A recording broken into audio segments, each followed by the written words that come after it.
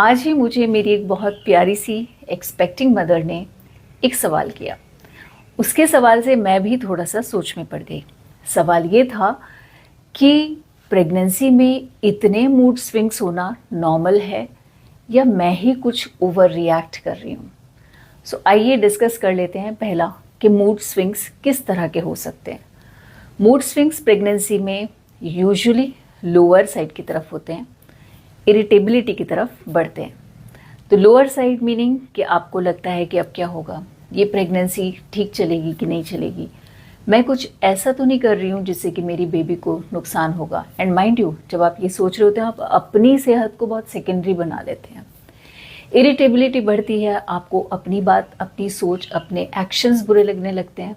दूसरों का तो कहना ही क्या, दूसरे की पूछी हुई बात, कही हुई बात, उसका एडवाइस देना और उसका आपके लिए कुछ भी करना आपको बुरा लग सकता है।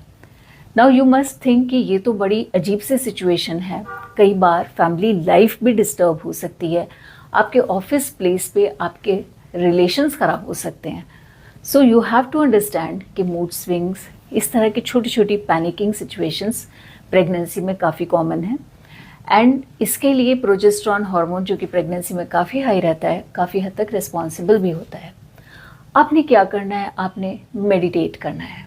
सिंपल तरीका होता है, जब भी आपको गुस्सा आए, जब भी आपको चिड़चिड़ापन महसूस हो, जब भी आपको सेल्फ डाउट्स हो, आप आंख बंद करके 2 से 3 मिनट के लिए ध्यान कीजिए। सेकेंड है इंट्रोस्पेक्शन। पूरे दिन की आप एक डायरी बना सकते हैं, उस पर लिख सकते हैं कि क्या वो चीज़ें थी जिसने आपके मूड को ट्रिगर किया, और अगले दिन से वो ट्रिगर शॉट्स अवॉइड कीजिए। Third is making your partner and family understand कि ये भाई अब होता रहेगा, आपको भी मेरे साथ कोऑपरेट करना है। फिफ्थ इज जब ये बहुत ज़्यादा हो जाए, आपको भी इंट्रोस्पेक्शन पे लगे कि नहीं, यहाँ पर ये नॉर्मल नहीं है।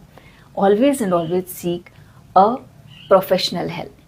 किसी से बात करने से ही बहुत सारी चीज़ें अनकवर होती हैं जो शायद आपको, मुझे, हमारे पार्टनर्स को समझ में नहीं आ रही होती हैं। So seeking a professional advice is always helpful, prevents lot of problem during your delivery process, and more importantly to prevent postpartum blues and depression.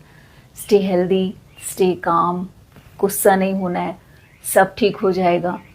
अब से मूड स्विंग्स के बारे में चिंता करना छोड़ दीजिए। स्विंग्स क्यों हो रहे हैं वो देखना शुरू करिए।